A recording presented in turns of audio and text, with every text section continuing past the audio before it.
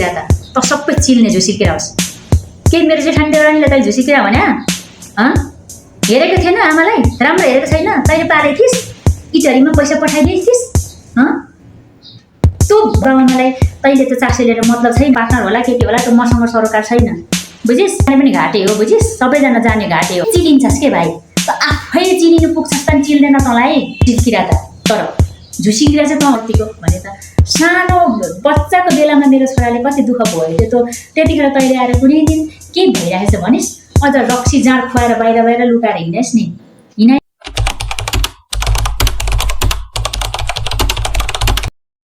hello welcome back to my YouTube channel हजुरहरूलाई स्वागतम छ हेर यहाँ देखिस् नि यो के हो 500 कै नकिनोस् 200 को किन नहोस् 5 रुपियाँको किन नहोस् हेर तैँले जुन त्यो डस्टबिनमा टिपेर लिएर मेरो छोरालाई फट बनाएको थिइस् नि तैँले खेलाउन कि टिपेर लिएर दिएको थिइस् नि मेरो छोरालाई हेपेको थिइस् नि गरिब भनेर त्यही छोराले मलाई किनिदिएको यार मलाई यही प्यारो छ यही मेरो गाडी यही मेरो घर यही मेरो माई हेर भाइ तेरो घमण्ड नदेखा तेरो करोड भयो भने हामीलाई मतलब छैन तेरो अरब भयो भने हामीलाई मतलब छैन भाइ तेरो बिजनेसको सेयर पार्टनर होला के होला त मसँग सरोकार छैन बुझिस् त्यही भएर घमण्ड नगर भाइ भोलि पशुपति सम्झी पहिला तैँले जाने पनि घाटे हो बुझिस् सबैजना जाने घाटे हो जन्मेपछि मर्नुपर्छ बडी फुरफुर नगर अनि पशुरी अनि के झुसिल किरा रे तेरो को झुसिल किरा हो मैले सुनिरहेको थिएँ झुसिल किरा भनेको तेरो को झुसिल किरा छ कसलाई चिलो तँ आफै चिलिन्छस् के भाइ त आफै चिनिनु पुग्छस् त चिल्दैन तँलाई ठीक है वनमा गएपछि चिल्दैन त तँलाई झुसी किरा थाहा पाएपछि झुसी किरा त तैँले बनाएको होस् तँ होस् झुसी किरा त तर झुसी किरा चाहिँ तँ होस् कि तैँले सार्दैको झुसी किराको कुराहरू चाहिँ बुझिस् नि हेर यहाँ फोन मैले खिचिरहेको छु नि भिडियो तँ पनि यसै यही किनिदिने मान्छेले किनिदियो बुझिस् अनि बुझिस् कि बुझिनस् बुझिस् नि त्यही भएर गरिब भनेर नहेर दुखी भनेर नहेर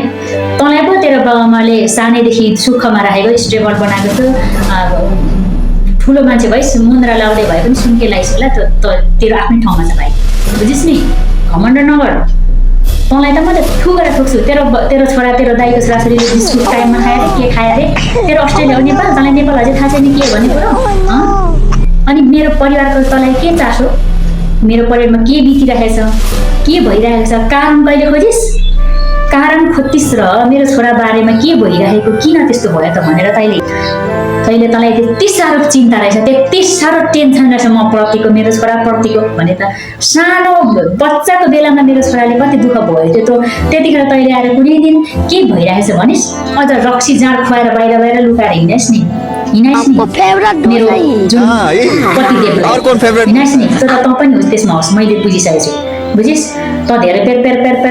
त्यहाँ बसेर नगर कति बोल्छस् फेरि त कति बोल्छस् तँलाई त कुकुरलाई जतिको मैले त्यत्रो म्यासेन्जरमा भनेर राखेँ ब्लग गरिस् सक्थिस् भने त मसँग फेस टु फेस गर्न सक्थिस् बुझिस् तँलाई नि म मर्दै लाग्यो भने तँसँग म भिख माग्दिनँ बुझिस् मागेको पनि छैन याद गर मसँग त पहिले कनेक्सन भएको नि त दिदी भनेर चिन्थिस् नि बुझिस् नि तेरो औकात हुनु पऱ्यो नि औकात हुनु पऱ्यो हेर पैसाको घमण्ड नगर सबैभन्दा मान्छेले संस्कार सिक्नुपर्छ इज्जत हुनु सिक्नुपर्छ बोल्ने सभ्यता सिक्नुपर्छ कहाँ के बोल्ने तेरो डकुमेन्टले मात्रै काम छैन हेर तेरो मास्टर्स पढेको डिग्री पढेको तेरो अस्ट्रेलियाको खै त के सिकिस् त के सिकिस् मेरो छोरालाई तैँले के अरे बहर गोरु बनाएछस् तैँले बहर गोरुको अर्थ थाहा छ तैँले तेरो बोली त्यही हो बहर गोरु अनि कुनै पनि छोरालाई माया छैन त्यहाँ इज्जत छैन त्यो बच्चामाथि के भइरहेको थियो त्यो बच्चालाई कसले माया गरेको थिएन त्यो बच्चालाई चाहिँ कसको माया कतिसम्म पाएको छ भनेर तैँले कहिले बुझिस् अब यो किन स्पष्ट भन्नु मेरो परिवारको कुरा किन निकाल्नु यहाँ होइन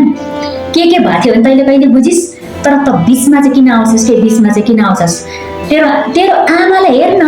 तेरो बाबुलाई हेर राम्रोसँग उपचार गर हेर होइन तेरो ससुरालीपट्टि आमालाई हेर फेरि तेरो आमालाई मात्र नहेर बुझिस् नि ससुरालीपट्टिको तेरो बुढीको बाबामालाई पनि हेर्ने फेरि त्यो ससुरालीपट्टिको मलाई बाबामाले हेरेछन् तँलाई पाप लाग्छ नि फेरि त्यो श्रीमतीलाई मात्रै तेरो अधीनमा राख्लास् नि फेरि तँ जोइटिँदैले फेरि बुझिस् नि त्यो ससुरालीको बाबामालाई झन्झर बढी गर्नुपर्छ अर्काको छोरी लिएर त्यत्रो नोकर जस्तो बनाएर त्यसको त्यही श्रीमतीको तलबले बाँध्दैछस् होला अहिले सायद कुरा गर्छस् अनि कता गएर एक हप्तामा तम्मा फाल्छस् अरे लुगा फाल्छस् अरे त्यही लुगा टिपेर ल्याइदिएछ नि मेरो हस्बेन्डलाई टी सर्टहरू कतिवटा ल्याइदिएछु वाउ तँलाई कतिवटा लुगा ल्याइदिएछ है पठाइदिएस् छि तँलाई लाज हुँदैन त्यस्तो भएर त सुन ल्याइदिनु पर्छ नि त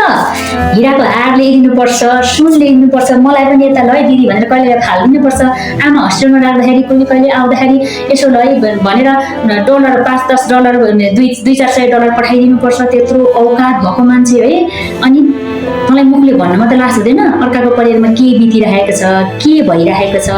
किन यस्तो भइरहेको छ भने कहिले बुझिस् पहिला अर्का घरको मेन तत्त्व चासै नै चासो लिन्छस् भने पहिला बुझ क्या कुरा के भएको थियो भने बुझ सँगै राखेर बुझ एकलौटी बुझेर कहिले पनि काम छैन सँगै राखेर बुझ अथवा त गाउँघरमा गएर बुझ अथवा त छरछिमेकमा गएर बुझ यहाँ काठमाडौँमा त बुझेर साध्य नै छैन काठमाडौँमा त मैले कुरा गरेँ भने होइन उसको देख्छ अर्कोले कुरा गरे भने अर्कोले देख्छ यहाँ त कसैलाई थाहा छैन नि त यहाँ त हामी अन्धकारमा छौँ त्यो म जुन बसेको ठाउँमा बसेँ नि त्यहाँ गएर बुझ के भएको थियो भनेको बुझिस् कहिले तँलाई त्यस्तै मन रहेछ भने अर्काको चासै लिनु पर्यो कति अर्का घरमा द्वन्द मचाउनु जस्तै अनि मेरो छोरालाई तैँले अनि के झुसिर किरा चाहिँ कसलाई भने तैँले तेरो झुसिर किरा देखिस् तै होस् नि झुसिर किरा त सबै चिल्ने झुसिर किरा होस् के मेरो जेठानी देवरानीले तै झुसिर किरा भने हेरेको थिएन आमालाई राम्रो हेरेको छैन तैँले पारेको थिइस् इटहरीमा पैसा पठाइदिएकी थिइस् त्यो भन्दा चौबाग बाबुआमालाई कति दुःख पाएको बाबुआमालाई हेर न हेर क्या त्यहाँ गएर वृद्धाश्रमतिर हेर खानु पाइरहेको गरेको पुलपुलेका बाबुआमालाई तैँले त चासो लिएर मतलब छैन म्याउ म्याउ गरेको बाबुआमालाई त चासो लिएर अर्काको घरमा हाड्नु खोज्छस् त केटा मान्छेको नाममा कलङ्क होस् बुझिस् भाइ सुन फेरि दिदी अत्यादेखि फेरि भने तँलाई फेरि याद गर्ने अर्कै भएको छु नि म त अहिले त बुझिस् याद गर फुटनी नलगा तेरो नाम लिनु पऱ्यो म नाम लिन्छु